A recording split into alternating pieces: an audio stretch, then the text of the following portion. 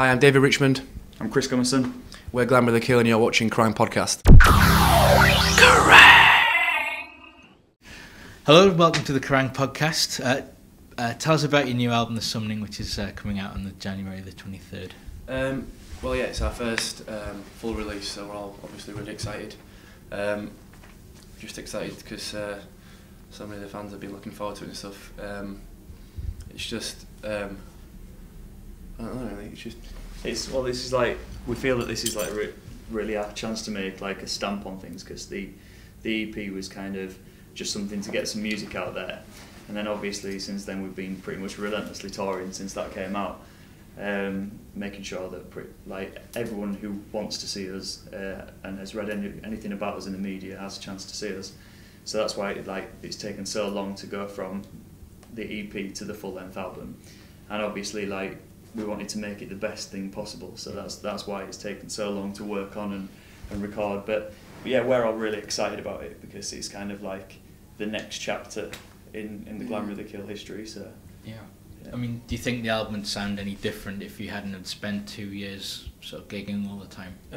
I think like touring definitely affects your sound because you become better musicians and you become like better all around like music writers and stuff. So definitely, I think the years we took out to tour definitely reflects the sound of the album. I mean, I think we've definitely found our sound. It's come together, and having been touring for so long, you can definitely hear that, like how much we've come on as a band, and we're really proud of what we've done. So looking forward to everyone else hearing it.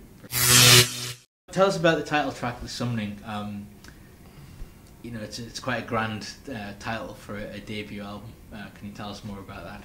Yeah, I mean, I think the main reason we call it The Summoning is because it's like the whole meaning of The Summoning is kind of like to... It's kind of like being calling from a higher power, you know, like say if you were someone from court, or if you are something supernatural, for example. It's like it's a higher power greater than yourself, greater than anybody can understand, calling you forward. And it was just like, if you listen to the song or something, it talks about like us making the journey and committing ourselves to this to this kind of life where you want to be in music, and because there's no other industry like it. And it's just, we feel like, you know, there's something, this is kind of our time, and it's like we feel like we've been summoned to do it, and we're hoping that by calling the album The Summoning, it draws the listener in as well to make them feel like they're part of the whole process of us take on this journey. Excellent. I mean, I think there's a lot of songs in that album that could have been called The Summoning, because a lot of them really reflect like our life, really, isn't it? Like what we've done to like quit jobs and stuff to give like our life for this. So, but yeah, the Summoning is like an acoustic song. It's quite touchy-feely. It's good. It's really, so we decided to call that one The Summoning. Yes. There's a lot of influences at play on the album. Was it quite hard to mesh them all together seamlessly? Not really. I think that's one of the reasons why we stand out as a band, because we have so many influences. I mean, we take our influences from like Pantera, like Metallica, like all the like 80s like thrash and metal bands, but yeah, like we have so many influences like pop bands as well, and like even like Katy Perry and stuff like that. Like we're not afraid to write like a really heavy verse and then go into a really like catchy chorus. That's what we're not scared about doing. So I think that's one of the reasons why we stand out as a band for like what we do. I mean, a lot of bands try and do that and fail, and I think we've set them both out there.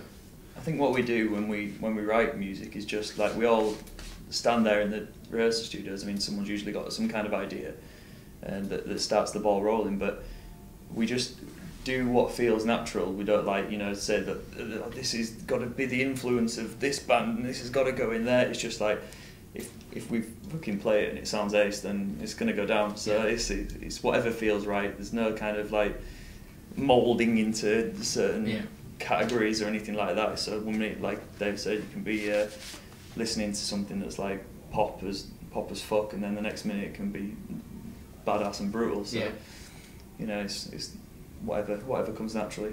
Yeah. So it's all quite just effortless. You know, you're not.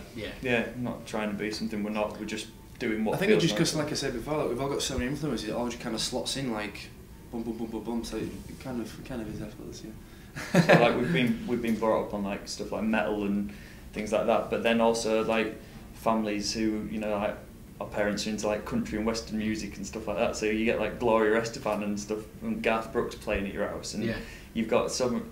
That's probably why we've got such a fucked up taste in music. So just so like across the board. So that's probably reflects in our music as well. That's cool. You're going to be embarking on a 29-day tour of the UK. We are, another big one. Will you be doing push-ups and sort of Rocky style training to? Oh yeah, totally. Last This is probably one of the reasons why I got these big guns, you know. Do you know, this body doesn't just come overnight. No, we do occasionally, but I mean, you can't like before we go on tour. Yeah, we're just like me and him have been going to the gym like every day before rehearsals and stuff, just to get used to like the movement on stage and stuff. Because our live performance is pretty energetic, but once you get on tour and you drink everything that you see and you eat everything you see, like your diet pretty much consists of like ham, cheese and ham sandwiches with like crisps and stuff. So you kind of like get out of the phase of like working out and stuff. But to be fair, it's a lot harder, definitely. Yeah. When you're playing like over an hour set every night and you're in a venue that's hotter than the fucking sun, and then there's like then also there's like the loading in process, and you know there's all the stuff to it that makes it. And obviously at the end of the night, when you so fucked that you pass out somewhere and you spew your guts up, then you've spewed up the contents of the day. So it's kind of like controlled bulimia. What are your plans for the rest of the year? I think it's just to really just tour the shit out of this album. I mean, it's been coming for a long time. I mean, we've had quite a bit of time off, so I think it's just tour. I mean, we'll be doing this 29-day tour, have a few days off, and then we'll be going to Europe for our first ever headline tour, which we're really excited about. We'll be over there for 3 weeks, and then that'll bring us up to festival season, then just knock the fuck out of the festivals, and then I think because we've had so much time, and we've had this album written a long time, we've got so many ideas for our second album already, so I think we'll just tour the shit out of this for like next year and a half, and then get our heads down and write album number 2. So it's pretty exciting times right now. We're all really excited. So brilliant. Which cities will you be hitting on the European? We're going to all like the main ones, like everyone. I mean, we're over there for, I think it's 19 days. So we're doing like Milan and like some of the places I can't even pronounce. Zurich, we're doing a lot like mainland Europe. So all the capitals of like the mainland Europe. So I'm looking forward to playing the show, but I'm looking forward to seeing the sights as well. I'll be taking my camera. Brilliant. Will you be hitting Scandinavia at all? Yeah, we'll be doing like Sweden and Finland and stuff. Tipping like your hat to the real life Jorvik. We did Finland this summer. We did what's it called? Tempere. We did a festival there with Kiss, which was amazing. Yeah. What was it like being on the same bill as Kiss?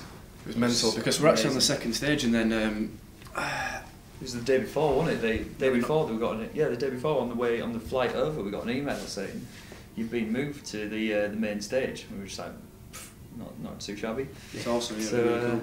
But like they treat you like kings in Europe, you know what I mean? Like on the rider and stuff, you just get endless amounts of meat, and us being like the meat and beer. Yeah, meat and beer. It was really cool.